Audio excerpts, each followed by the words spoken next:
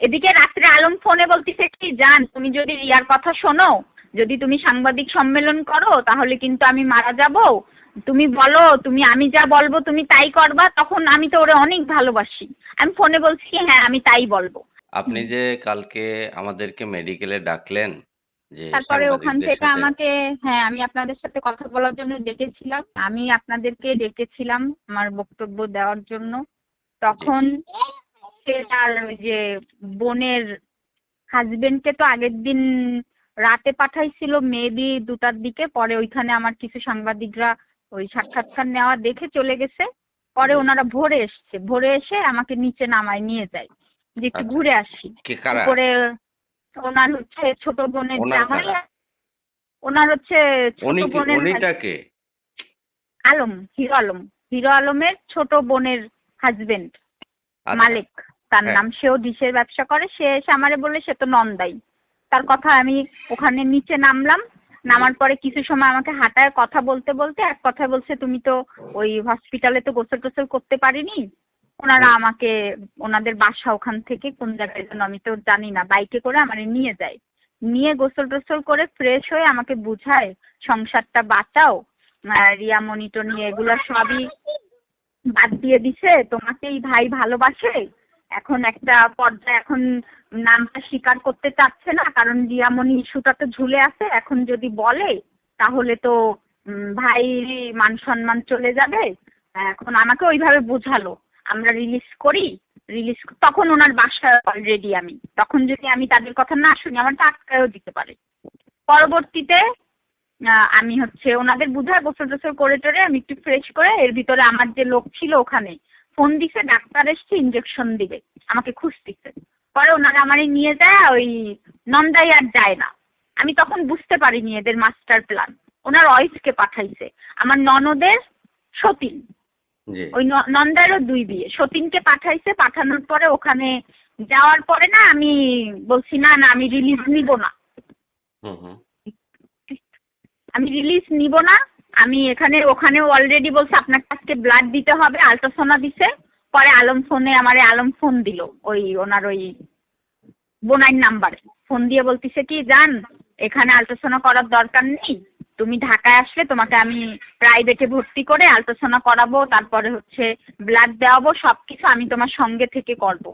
যা হইছে হইছে, এগুলো তুমি একটু কিছুটা দিন আমার একটু এটা হ্যান্ডেল করতে দাও রিয়ামনির ব্যাপারটা। তারপরে আমি আমি কোরআন শরীফ কেন, আমি মসজিদে উঠে বলবো যে আমি একটা কথাও মিথ্যা বলছি না। এইসব বুঝানোর পরে এক পর্যায়ে একবার আমি শুনি একবার শুনি না। আপনাদেরকে এর ভিতরে আলমের সাথে আমার একটু ঝগড়া হয়ে গেছে ফোনের ভেতরে। হওয়ার সাথে সাথে আমি সব সাংবাদিক ডেকেছি। ডাকার পরে যে আমি, আমার সাথে ঝগড়াটা কি বিষয়, যে আমি পরকীয়ার নারী পরিচয় থাকতে পারবো না, আপনি বলে দেন। তখন সে যখন বলছে এখন না পরে, তখন এক পর্যায়ে তার সাথে আমার ঝগড়া হয়, আমি যেতে রাজি হইনি। ওনার ওই বোনের ওই যে সতীন আর কি, উনি কি করলো শুনলোই না, ওনারে চলে যাইতে বলতেছি যাচ্ছে না। আমি কোনো কথাই বলিনি, একটা লোক আসলো এসে বলল রিলিজ, আমারে নিচে নামায় দিয়ে ওনারাই কাগজপত্র নিয়ে টিয়ে আমারে বাসায় নিয়ে চলে আসলো। আসার পরে আলম ফোনে বলল তুমি ঢাকায় আসবা, ওনার বোনের জামাই আর ওনার ওই যে বোনের ওই যে সতীন 2জন এসে আমারে পৌঁছায় দেবে। পৌঁছায় দিয়ে তারপরে হচ্ছে এখানে চিকিৎসা করাবে, সবকিছু মীমাংসা করে সংসার ঠিকমতো বুঝাই দিয়ে যাবে। রাত যত যায় তাদের বিহেভিয়ার তত চেঞ্জ হয়। এক পর্যায়ে আমি বলি কি আমি থাকবো না। তখন ওনারা বলে যে যদি কোনো রকম তুমি যদি কিছু ঝামেলা করো, চুপচাপ তুমি ঢাকায় চলে যাবা, বগুড়ায় যদি কোনো কিছু করো তোমার লাশও খুঁজে পাওয়া যাবে না, এই কথা বলছে। তখন কে আমি বলছে চিন্তা আপনাকে করছি এই কি, কথা? ওনার লোকজন বলছে। ওনার লোকজন আপনি চেনেন, নাম জানেন? হ্যাঁ ওনার ওই যে বোনের জামাই, তারপরে কার বোনের ওনার জামাই? কার বোনের আলম, জামাই? হিরো আলমের। আচ্ছা। বলছে যে আপনি চলে যাবেন, ভাইয়ের কোনো মান সম্মান কিছু করবেন না, আপনার রিলিজ, আমার পেপারস গুলো যেটা দিয়ে আমি মামলা করব সেই কাগজ সরাই ফেলছে তারা বাসা থেকে। পরে বলছে গাড়িতে 2টা টিকিট কাটছে, টিকিটটা পর্যন্ত আমারে দেয়নি। সেই টিকিটে আমারে 2 সিটে শোয়ায়ে আমারে 400 টাকা হাতে দিয়ে চলে গেছে। এদিকে রাত্রে আলম ফোনে বলতেছে কি, জান তুমি যদি রিয়ার কথা শোনো, যদি তুমি সাংবাদিক সম্মেলন করো তাহলে কিন্তু আমি মারা যাব, তুমি বলো, আমি যা বলবো তুমি তাই করবা। তখন আমি তো ওরে অনেক ভালোবাসি, আমি ফোনে বলছি কি হ্যাঁ আমি তাই বলবো, আপনি যা যা আমারে শিখাই দিবেন আমি তাই তাই বলবো। এই সমস্ত বইলে কি কি রেকর্ড নিছে তখন আমি জানি না ভাই। তখন আমি মানে আমি চিন্তা করছি যে আমার এত কিছুতে যদি আমার হাজবেন্ডেরই যদি আমি না পাই, তখন এই সমস্ত কথা, ইমোশনালি কথা রাত্রে সব বলতেছি কি তুমি একটু ঘুমাও, আমি তো মাথা উঁচু করতে পারি না।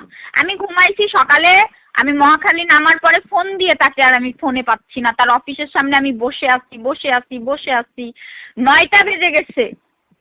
তার ফোন, সে অনলাইনে অন্য মানুষের সাথে কথা বলতেছে, আমার ফোন আর ধরে নাই। আর তারপরে ওনার পাশের বাড়ি একজন, সে ফোন দিয়ে বলতিছে যদি বগুড়ায় যদি আমি পা দিই তাহলে আমার জীবন নাশের হুমকি আছে, আমি যেন বগুড়ায় পা না দিই।